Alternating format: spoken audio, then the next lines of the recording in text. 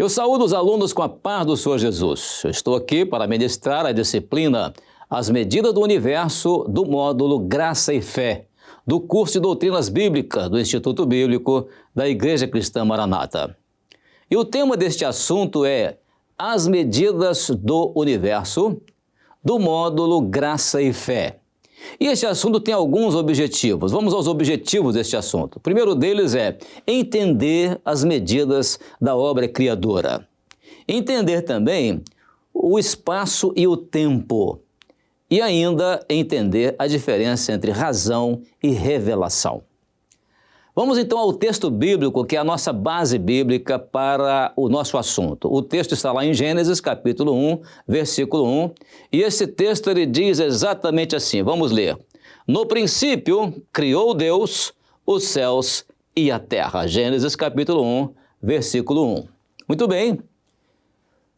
Nós queremos deixar aqui já na nossa introdução uma frase que foi escrita pelo pastor Gedeu Tigueiros.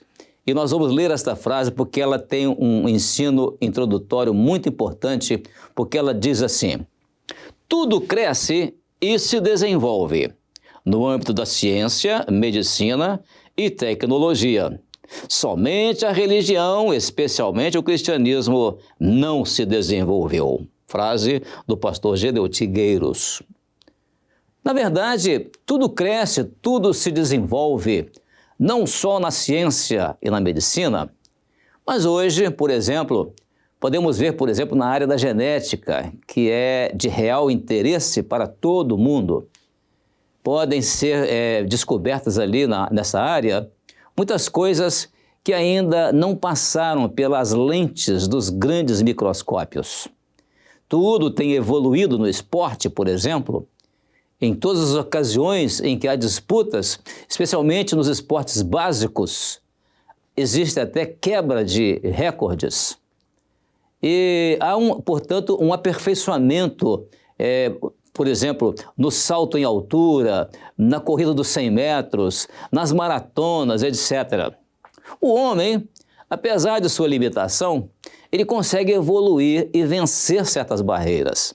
Os grandes escritores, homens notáveis, artistas, cantores com vozes extraordinárias, vozes que se aperfeiçoam dia a dia, sem parar, portanto, buscando sempre melhorar suas performances.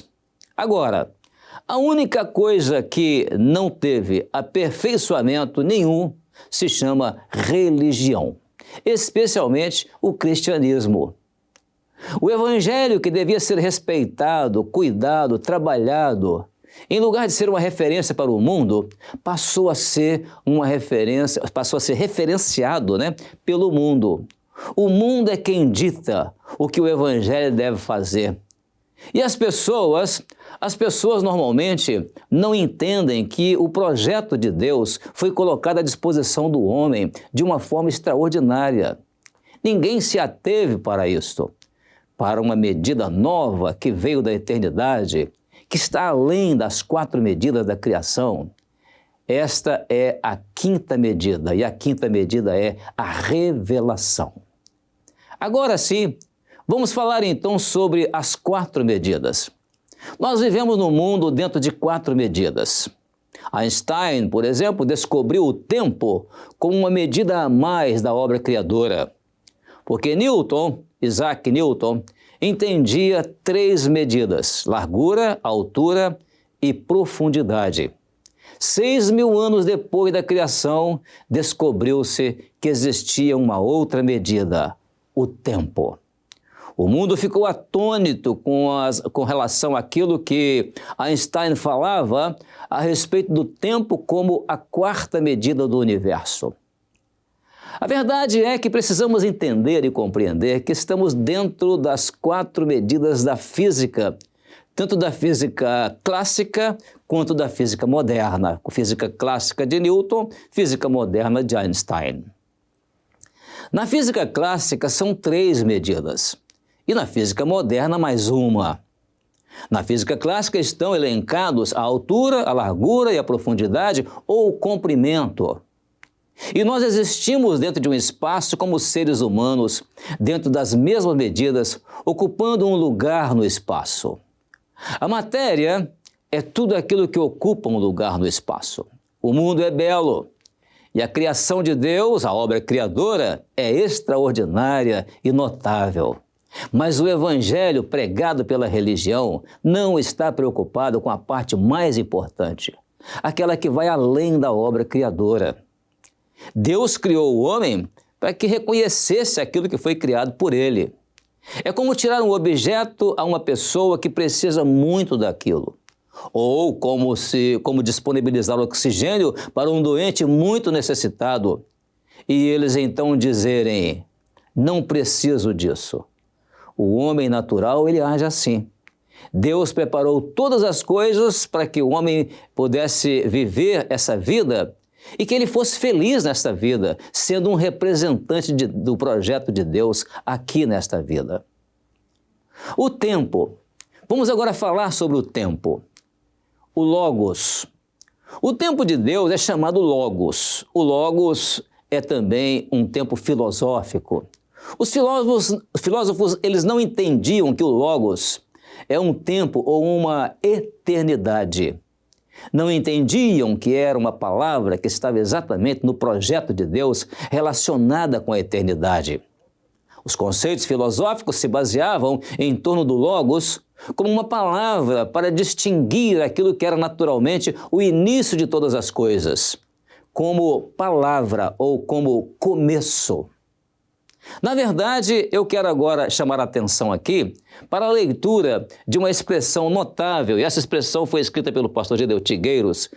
Quero ler aqui lentamente e claramente essa expressão que esclarece o que é o Logos, que diz assim: o Logos se insere como manifestação visível do caráter hipostático do autor, o autor da palavra, onde a própria sabedoria de Deus deixa de ser apenas uma herança de atributos do Filho, Jesus, para se tornar matéria e substância de coisas criadas. Pastor Gedeu Tigueiros escreveu essa expressão e nós vamos ver agora algo notável sobre isso. Você pergunta, quem é o autor do Logos? O autor é Jesus, a palavra.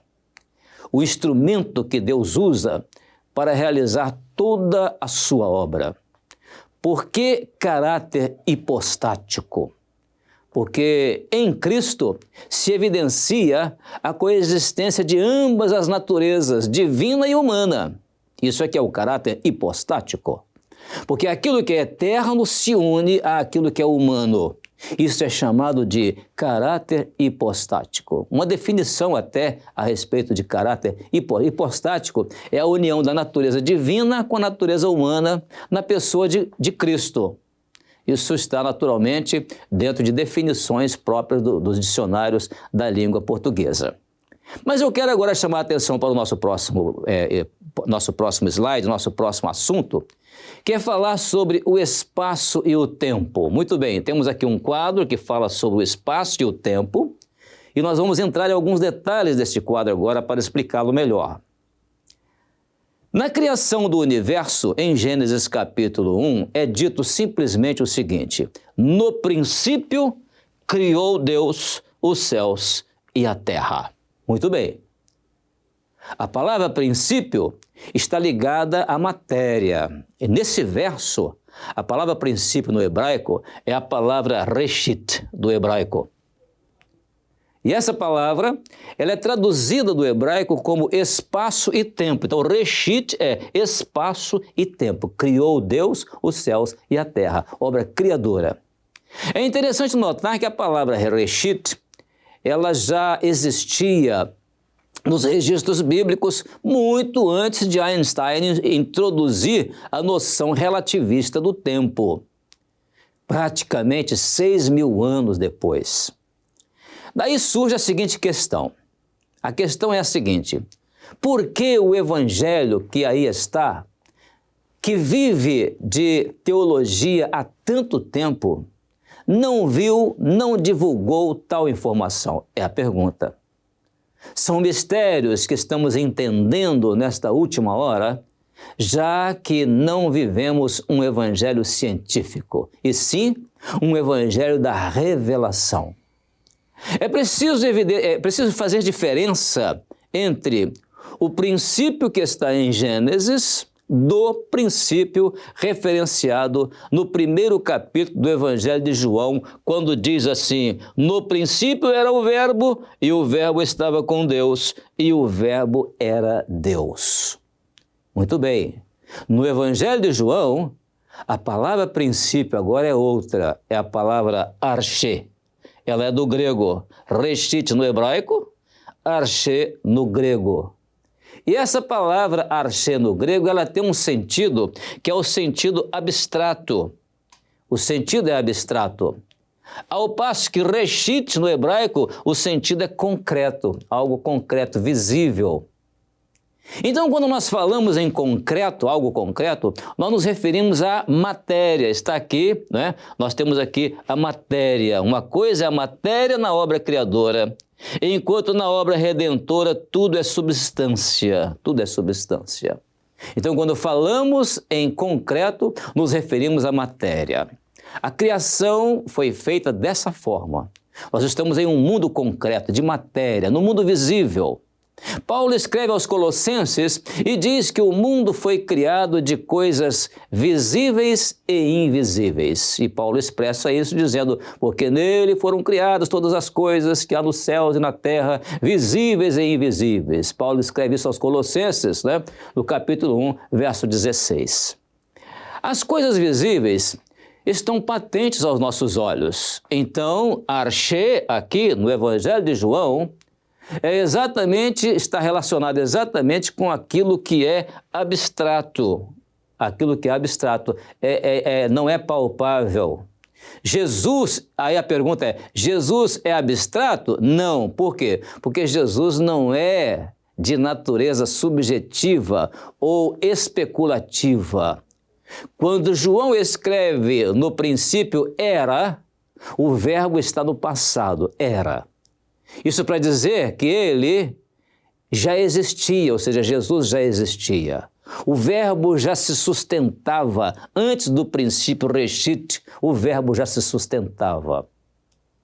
E por isso, e por sua vez, aliás, ele compreende um princípio que um dia terá fim, conforme expresso na segunda carta do apóstolo Pedro. O apóstolo Pedro, quando fala a respeito da criação, que foi aquilo que foi criado para existir por um tempo determinado, ele diz assim, mas o dia do Senhor virá como ladrão de noite, no qual os céus passarão com grande estrondo, e os elementos ardendo se desfarão, e a terra e as obras que nela há se queimarão. Na segunda carta de Pedro, capítulo 3, verso 10, ele explica isso. Confere perfeitamente com Gênesis capítulo 1, verso 1, quando diz, no princípio criou Deus os céus e a terra, porque a palavra terra aqui no hebraico é a palavra haaretz, que significa chão, aquilo que é matéria, é aquilo que vai desaparecer. E o verbo ali, que é no princípio criou, o verbo criar, que é o verbo bará no hebraico, ele se traduz como o seguinte, criou do nada para existir por um tempo determinado. Então existe dois universos, o universo da obra criadora e o universo da obra redentora. São coisas completamente distintas. O universo da obra criadora possui 4 medidas. Já o universo da obra redentora está na 5ª medida. Nas 4 medidas da obra criadora, nós temos os elementos que compõem a nossa existência, que um dia terá fim. A pergunta é, o homem que está na 4ª medida consegue alcançar a 5ª medida com os seus esforços? A resposta é não.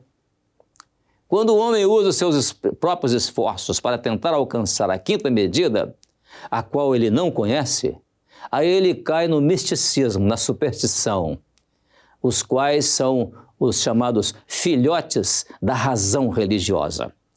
E, aliás, vamos então agora falar sobre o que é razão e revelação, porque nós citamos o texto razão religiosa. E aí, nós temos aqui diante de nós um quadro que mostra o que é a revelação do Evangelho eterno na 5ª medida. Então, nós temos o tempo de Deus, a eternidade, vamos falar um pouco mais sobre isso aqui depois.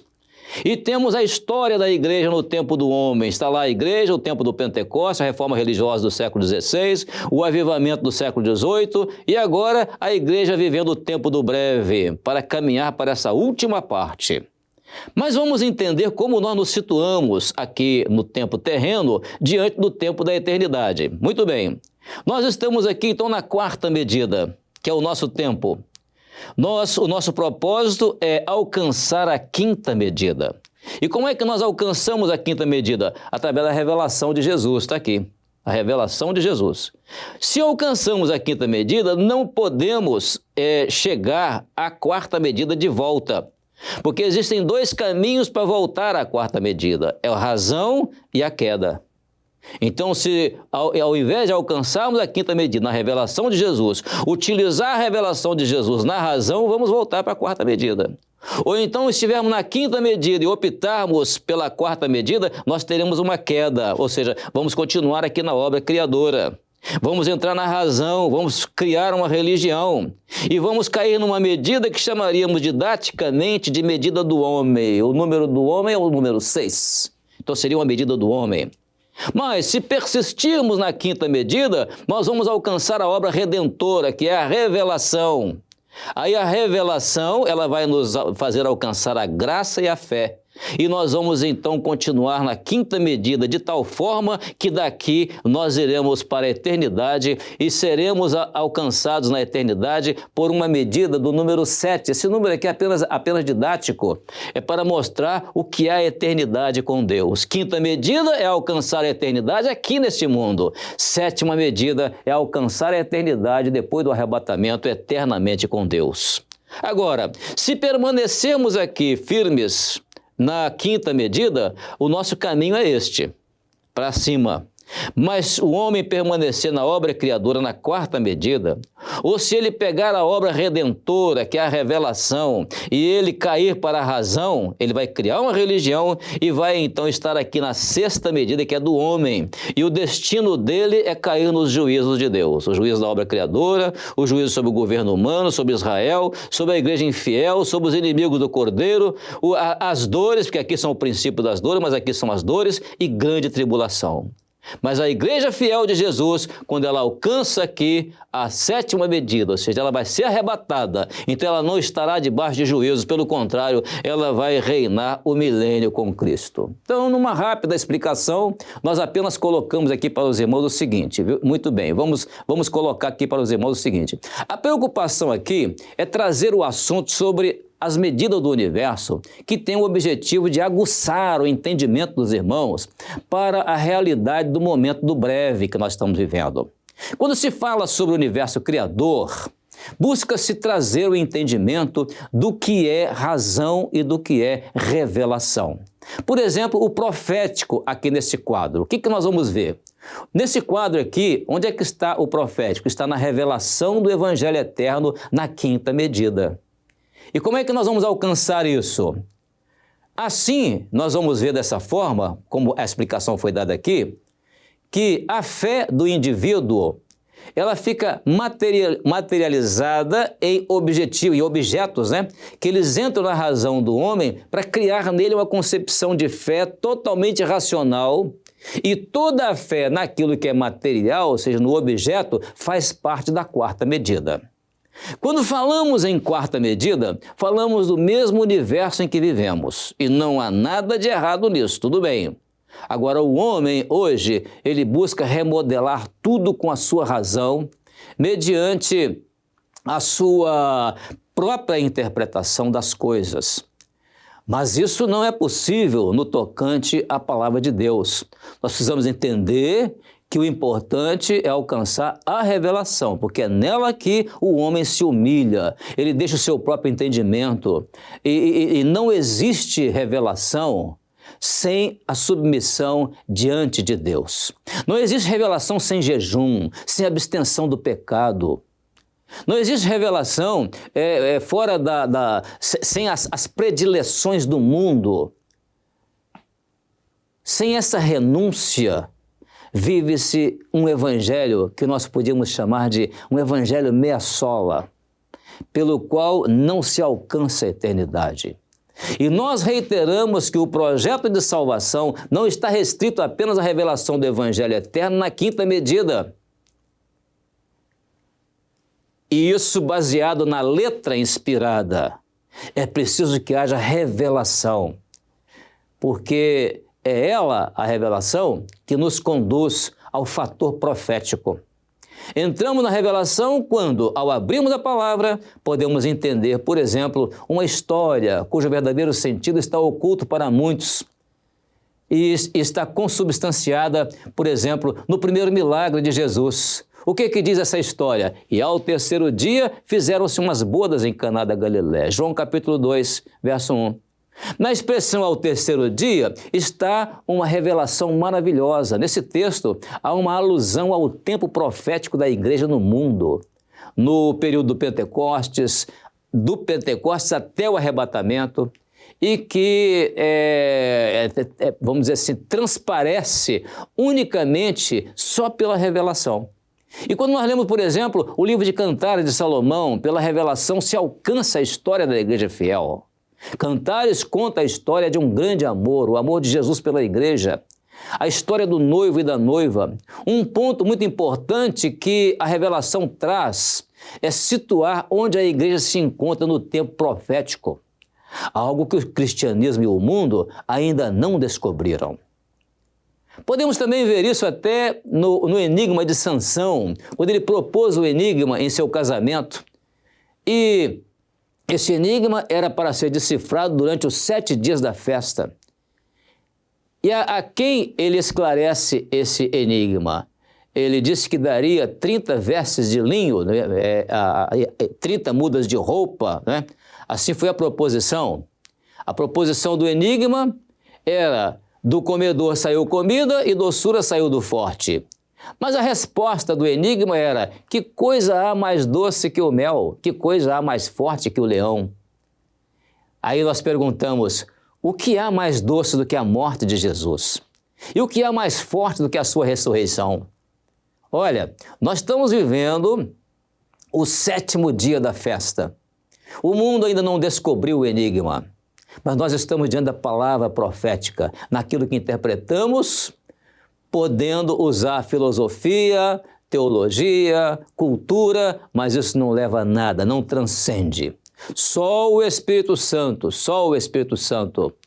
é capaz de nos levar às revelações da eternidade. O Senhor quer nos mostrar isso e revelar isso nesse tempo, através do Espírito Santo. Para concluir o nosso estudo, vamos observar agora alguns aspectos. Primeiro, a obra criadora está limitada a 4 medidas e não transcende. E para se alcançar a 5ª medida, é preciso ter acesso à revelação do mistério, que é Jesus. A 4ª medida está ligada à razão humana.